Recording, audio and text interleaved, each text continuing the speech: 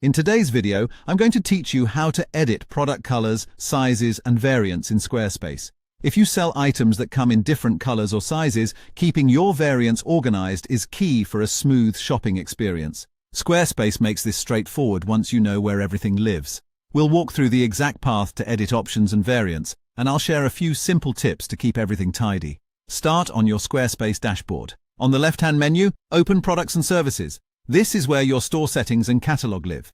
Next, select Products to see your full list of items. Find the product you want to update, then click the three-dot icon to the right of its name.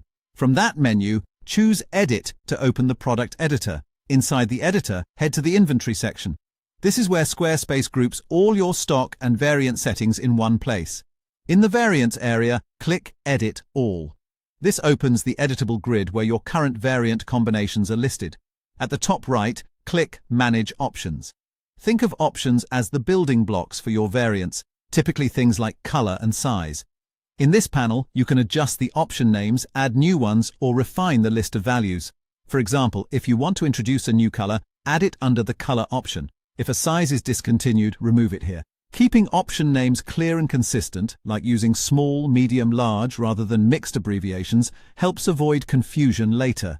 After updating options, the variants grid will reflect those changes. You'll see the combinations that Squarespace generates based on your current options. This is where it becomes easy to confirm that each color and size you offer appears correctly. If you've streamlined options, make sure only the choices you want customers to see are present.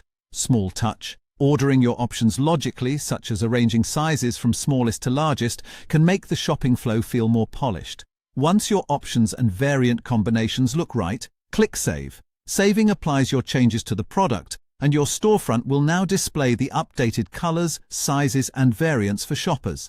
That's the complete process. Open Products and Services, select Products, edit your product, go to Inventory, choose Edit All in the Variants area, use Manage Options to adjust colors and sizes, then save.